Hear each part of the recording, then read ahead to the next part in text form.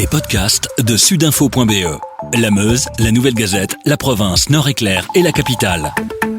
C'est nouveau et c'est maintenant. En ce mardi 29 septembre, on a de nouveau délocalisé notre émission Showbiz.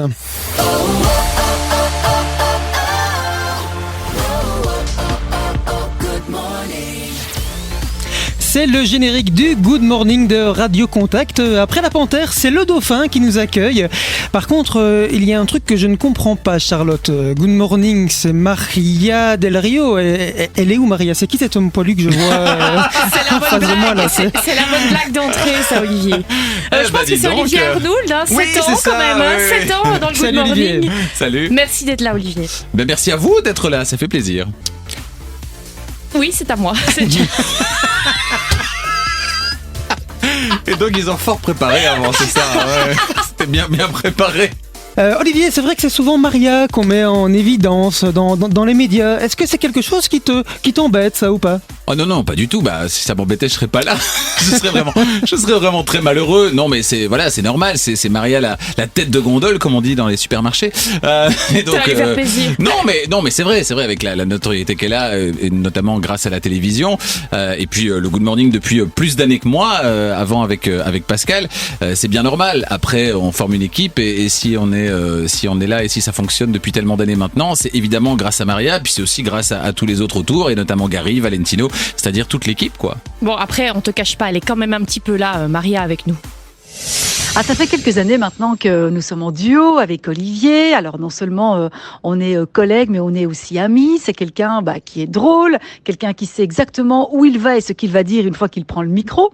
Et je l'ai rarement vu intimidé, sauf une fois. Et c'était au tout début, quand il a commencé à présenter le Morning. Nous avions reçu Marianne James, grande chanteuse, et on avait lancé à Olivier le challenge de chanter face à elle. Et c'est la première fois, on en rigole d'ailleurs beaucoup aujourd'hui, maintenant avec le décalage, où j'ai vu Olivier décontenancé, intimidé, il tremblait, il avait peur, il voulait bien faire, mais voilà, du coup aujourd'hui, on en rigole beaucoup. Ouais, il était intimidé face à Marianne James. C'est vrai ça comme anecdote, Olivier, ou elle grossit un peu le trait? Non, c'est l'un des pires moments de ma vie. Carrément. Mais non, vraiment. Je me souviens très bien, c'était, je devais chanter à ce moment-là, et il se fait qu'effectivement, Marianne James était là, et donc j'ai dû chanter, c'était All of Me, je crois, devant Marianne James. Alors déjà, elle est hyper impressionnante, surtout qu'à l'époque, évidemment, il y avait toute le côté show, musical, etc. Voilà, c'était Nouvelle Star. Et alors, je me mets à chanter, mais évidemment, c'est beaucoup trop, ça ne va pas, et puis effectivement, comme le dit Maria, je voulais bien faire à l'époque. Depuis lors, j'ai appris que c'était mieux quand on essayait de ne pas bien faire et qu'on rigolait, comme on l'a fait encore ce matin dans l'émission avec un gospel, le gospel des bonnes nouvelles. Mais c'est vrai qu'à l'époque, j'essayais de bien faire, et c'était vraiment pas terrible. C'est un talent caché, le chant. Tu es fan de karaoké? Pas du tout. Mais non, vraiment. Après, quand il y a un karaoké qui se présente, je n'hésite pas. Ah oui. Mais je ne suis pas à faire des karaokés tous les week-ends, quoi. Oui, ok. Non. Bon, maintenant tu peux lui rendre l'appareil à Maria. Tu peux dire quelque chose d'un peu embarrassant à son sujet. D'un peu embarrassant, des trucs embarrassants, elle n'a pas besoin de moi pour en faire. Non, c'est vrai. Donc non, il y a rien de vraiment embarrassant, si ce n'est que effectivement, une des dernières anecdotes, par exemple, quand on va chez Maria, faut le savoir si vous êtes invité chez Maria, c'est que parfois elle vous invite à manger un spaghetti à la maison, sauf qu'elle n'a pas prévu les pâtes. C'était un peu embêtant. Voilà. Et donc je me souviens d'un jour où on est arrivé avec ma femme, on était invité chez Maria, et donc parmi les autres invités, il y avait un certain David, qui n'est pas celui que vous imaginez, qui était un autre David qu'on a croisé dans la rue, avec des paquets de pâtes sous le bras, parce que il avait dû aller chercher des pâtes pour sauver Maria, pour sauver le repas, en fait. C'est magnifique. Très sympa. C'est magnifique. En tout cas, Charlotte, Olivier a l'air d'être très apprécié dans l'équipe, parce que donc Maria balance cette anecdote, et Gary, qui réalise cette émission en podcast, me glisse dans l'oreillette qu'il a retrouvé le son. C'est pas vrai. Oh non. Quel salopard. C'était pas si mal, hein.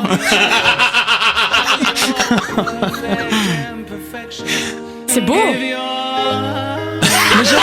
j'avais oublié. Oh là. J'avais un petit décroché de voix qui était magnifique. J'enlève ma question précédente, est-ce que le chant est un talent caché? Donc non. Mais après, il peut m'arriver de chanter un peu correctement, mais en l'occurrence là, c'est pas du tout un morceau que j'aurais pu chanter, donc c'est non. En tout cas, votre duo avec Maria cartonne depuis 7 ans, c'est quand même un beau succès. Comment on se réinvente pour ne pas tomber dans une certaine routine? Non, mais c'est vrai, c'est pas évident. C'est une question qu'on se pose régulièrement. J'allais dire chaque année, mais c'est chaque semaine ou à chaque émission. C'est le fait de pouvoir proposer une émission qui plaît aux auditeurs, en ayant quelque part des repères pour les auditeurs. Le Good Morning, c'est une émission qui est là depuis extrêmement longtemps, bien avant moi et également avant Maria. Et donc voilà, c'est quelque part un repère pour les auditeurs dans ce monde où on jette peut-être les choses un peu vite quand ça fonctionne pas. Hop, on balance, ou alors on essaye de faire le buzz avec des nouvelles choses. Là, ici, on a un concept qui est là depuis extrêmement longtemps et qui survit aux animateurs qui se succèdent et qui continue sur le long terme. Et je trouve ça très très bien. Alors après, c'est vrai qu'on doit régulièrement se poser des questions, de savoir ce qui fonctionne, ce qui fonctionne pas, et peut-être essayer de mettre des choses à l'antenne pour que, en espérant que ça fonctionne, des fois ça marche, des fois ça marche pas, et à l'inverse, avoir des choses qui sont à l'antenne et pouvoir se dire tiens, on va passer à autre chose avant que ce ne soit usé, et pas on va pas attendre le moment où on en aura ras-le-bol de l'entendre, quoi. Et votre duo aussi, c'est du rire spontané, c'est du rire, c'est de bon cœur, vous rigolez de bon cœur à l'antenne. Est-ce que en dehors vous rigolez beaucoup tous les deux? Oui, on rit énormément. C'est juste un truc de micro. Non, mais c'est justement pour ça que à la base, on a accepté de faire cette émission tous les deux. C'est parce que on savait qu'on s'entendait déjà très très bien hors antenne, on se faisait rire l'un l'autre, et donc forcément, alors ça veut pas dire que ça fera un bon duo à l'antenne, mais en tout cas c'est mettre un peu toutes les chances de son côté pour que ça fonctionne, et voilà, c'est ce qui s'est passé dès 2014, et voilà, on rit toujours aujourd'hui, sinon on serait plus là, quoi. Et les auditeurs de Contact, ils connaissent forcément parfaitement ta voix, ils la reconnaissent entre mille. Les téléspectateurs aussi connaissent ta voix, parfois sans le savoir. Tu fais des voix off et de télé-réalité. Quel genre de télé-réalité tu prêtes ta voix à quel genre de télé-réalité? Oh, j'en ai fait pas mal. Alors à l'époque, j'ai fait Tout pour plaire. Vous vous souvenez de Tout pour plaire, une émission de chirurgie esthétique qui était présentée par une certaine Julie Taton. Voilà, c'est il y a quelques années. Et puis ça fait maintenant quelques années que je fais aussi les voix de Vue à la télé, entre autres. Et donc voilà, c'est quelque chose que j'ai commencé il y a quelques années et qui me plaît, et qui est aussi dans le domaine de la voix, mais qui est pas du tout le même métier que de faire de la radio. C'est chaque fois une aventure différente, que ce soit des voix pour la télévision, des voix pour la pub.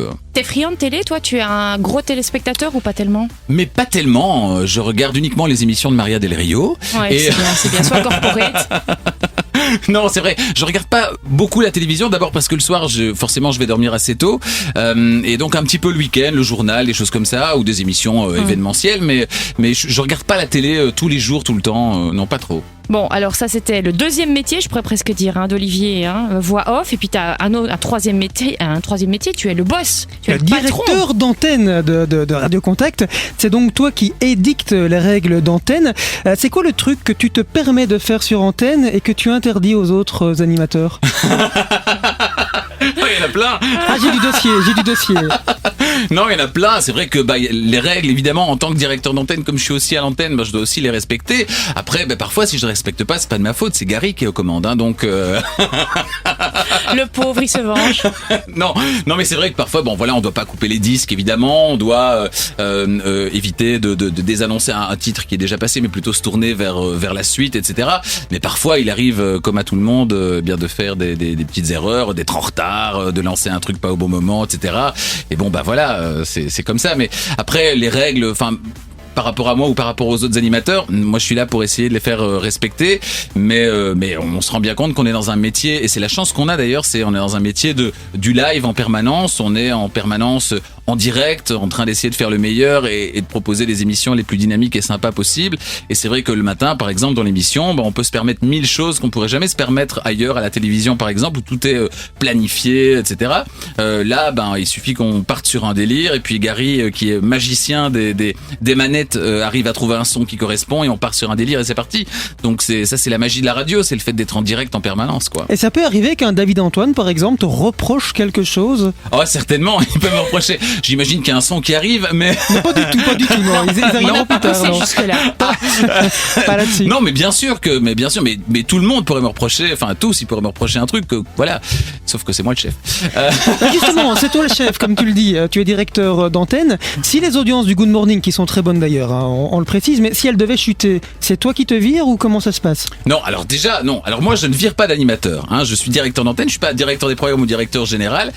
Donc je ne vire personne. Je suis simplement là avec une équipe et j'essaie de gérer cette équipe et de faire des débriefs et d'engager de nouveaux animateurs, de les former, etc. Donc c'est ça mon rôle. C'est pas mon rôle, c'est pas de virer des gens. Donc c'est heureusement d'ailleurs, je serais fort malheureux. Mais voilà. Et le jour où les audiences iront moins bien, j'espère qu'on aura eu l'occasion avant de se réinventer ou en tout cas de se rendre compte qu'à un moment donné il faut arrêter et qu'on aura arrêté quoi. Bon, tu parles d'audience du Good Morning, on parle d'audience en général de Contact, elles sont bonnes. Mais est-ce qu'il y a quand même une volonté de retrouver le leadership ? Contact est largement toujours dans le trio de tête des radios. Mais est-ce qu'il y a quand même cette volonté de devenir numéro 1 clairement pendant plusieurs vagues ?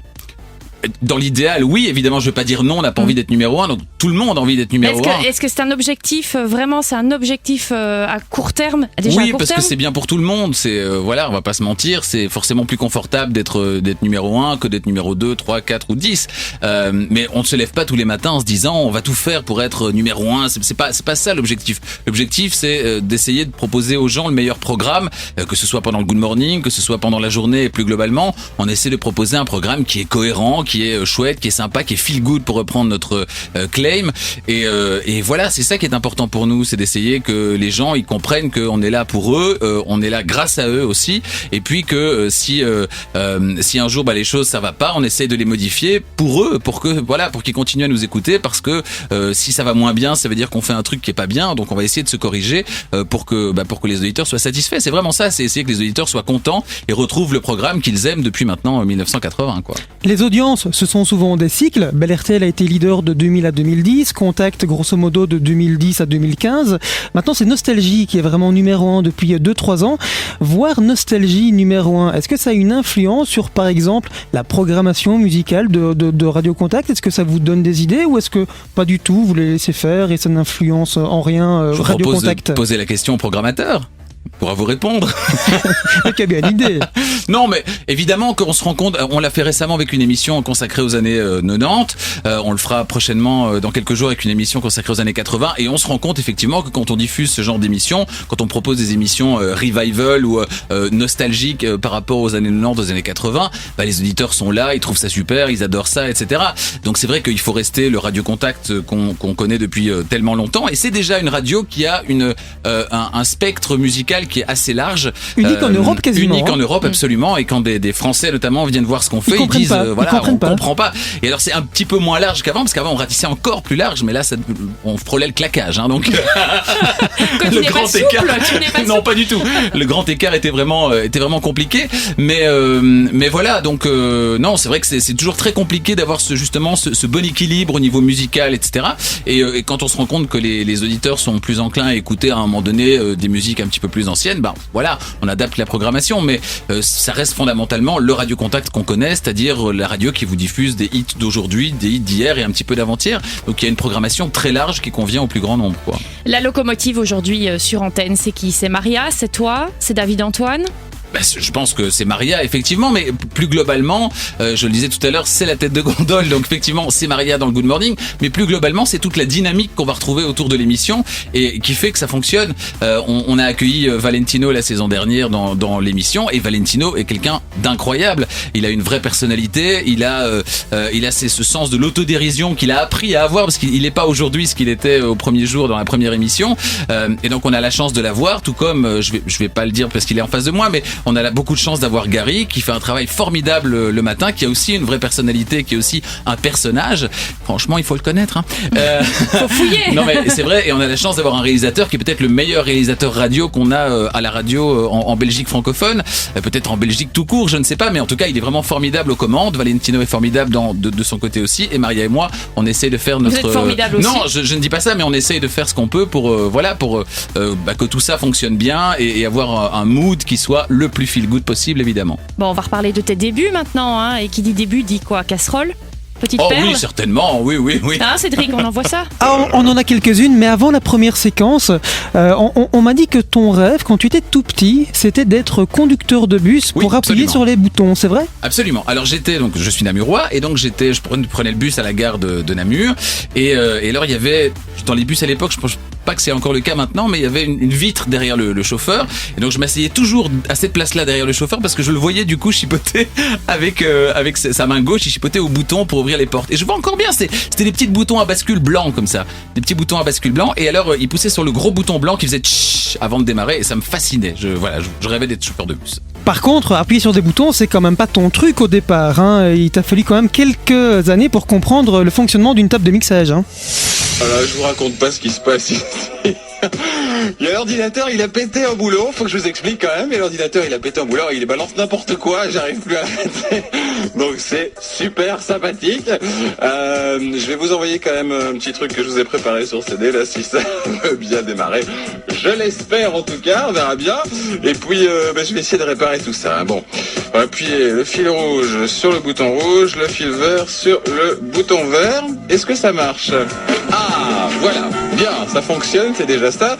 Pour l'ordinateur, je sais pas. Je vais le balancer par terre ou je vais le jeter contre un mur. Je ne sais pas encore. Comme quoi, hein. Tu t'en souviens ? Oui, Raconte. je m'en souviens, c'est arrivé plein de fois, effectivement. Mais comme je disais tout à l'heure, le fait d'être en direct en permanence fait que, il se passe plein de trucs. Alors, parfois ça fonctionne, parfois ça fonctionne pas. Et quand l'ordinateur a décidé de nous lâcher, voilà, il arrive des trucs un peu comme ça, quoi. Dans le jargon, on dit qu'un animateur est quoi ? En self-op, c'est ça ? En self-op, oui. Ça veut dire que la plupart des animateurs qui sont sur des radios musicales sont en self-op. Donc ça veut dire qu'ils réalisent eux-mêmes leur émission. Et c'est vrai que au début, on met beaucoup d'attention dans ce qu'on fait avec les mains. C'est-à-dire la réalisation, etc. Et toute l'attention qu'on met là-dedans, on ne la met pas dans ce qu'on dit. Et malheureusement, ce que les auditeurs entendent, c'est ce qu'on dit. Et donc, il faut essayer assez vite que ça devienne un peu comme faire du vélo ou rouler en voiture. C'est-à-dire qu'on ne fasse plus attention au fait de pousser sur les boutons. Et ça fonctionne dans 99% des cas, c'est-à-dire quand le système informatique veut bien fonctionner. Mais dans le 1% où ça ne fonctionne plus, là, il faut essayer de se raccrocher aux branches. Et donc, tout en continuant à animer plus ou moins normalement, mais là, visiblement, ce jour-là, j'étais moins inspiré. Donc, tout en continuant à animer plus ou moins normalement, on essaye de réparer ce qu'on peut, d'envoyer un truc de secours, etc. J'entends que là, j'ai visiblement balancé un CD, donc ça devait être il y a un long moment quand même. Le directeur d'antenne actuel, il aurait dit quoi aux petits jeunes qui débutent ? Tu t'en es bien sorti ou t'aurais dû faire autrement ? Que là, la réaction était un peu lente. La réaction était un peu lente. Visiblement, je n'avais pas prévu un truc de secours à la base. Alors, dans la machine à souvenirs, on a également ressorti ceci. Morning Family Météo. Casse-noix, vous qui savez tout, la cagnotte combien aujourd'hui ? Alors, la cagnotte, 130 €, bien. La météo, vous savez aussi ou... Alors, la météo, j'ai du médor, ça va. Ça va. Il fait jour d'eau. Oui, ça c'est sûr, oui, ça c'est sûr. Puis un petit peu. S'il pleut de pluie, en fait, aujourd'hui, matin, nuages éclaircis se partageront le ciel. Après-midi, les nuages deviendront de plus en plus menaçants. Faut alors vous protéger, Madame Pourquoi vous Casse-noix. répétez ce que je dis ? 9 à 14 degrés, c'est les températures. Et puis demain, le ciel sera très nuageux avec de la pluie en matinée. Tu te souviens ? Quelle année ? Quelle radio ? Il y a prescription maintenant. C'était sur Énergie, évidemment. Quelle année ? Je ne sais pas, je dirais 2000 par là. Ouais, 2000. Ouais, c'est ça, 2000, oui, 2000 hein. Saison 2001, non, 2002, 2001, parce qu'après 2001, j'étais plus là. Non, donc, effectivement. 2000-2001.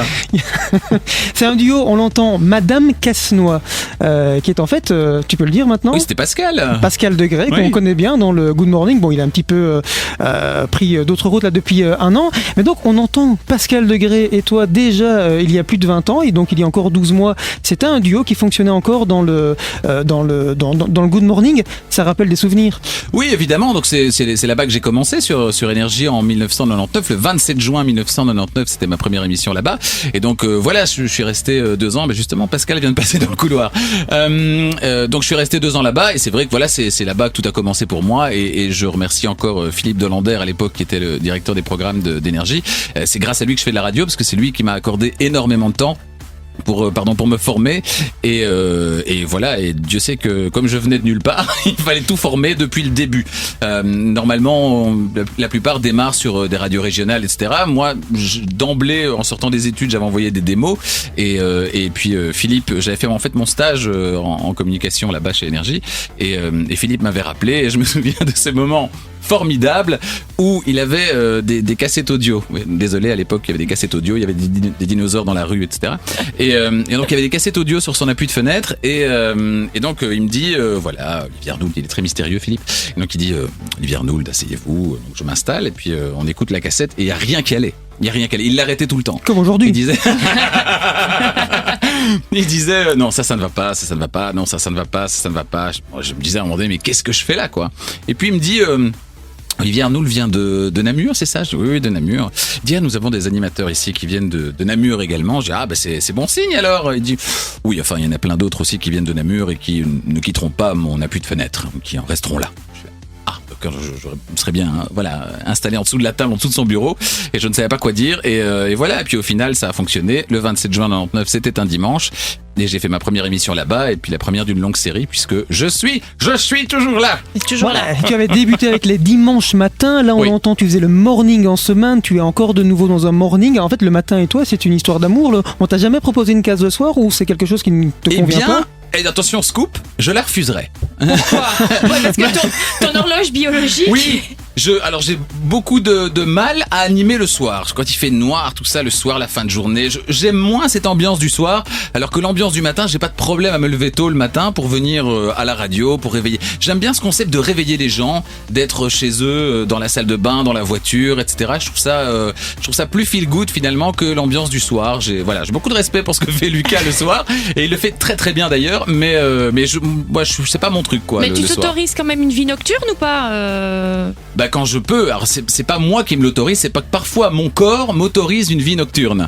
C'est-à-dire que le vendredi soir, parfois, je reste éveillé au-delà de 21h et je ne tombe pas comme une sombre merde. Un oiseau de nuit. Mais oui, raisonnablement. Mais c'est vrai qu'avec l'âge qui arrive, je me rends bien compte que je peux pas exagérer. Sinon, si j'exagère le lundi, je le paye toute la semaine, donc c'est pas possible. Bon c'est pas tout ça, parce que là on est on en va le pleine laisser aller après-midi. dormir, hein. Il va aller faire dodo, là, Olivier. Il doit rentrer chez lui, il doit. C'est 12 heures de sommeil, on va laisser un petit peu dormir. Ma petite camomille. Merci Olivier. Olivier, merci beaucoup, et merci à Gary d'avoir réalisé cette émission podcast. Merci. Avec sudinfo.be, la Meuse, la Nouvelle Gazette, la Province, Nord-Éclair et la Capitale, passez en mode local.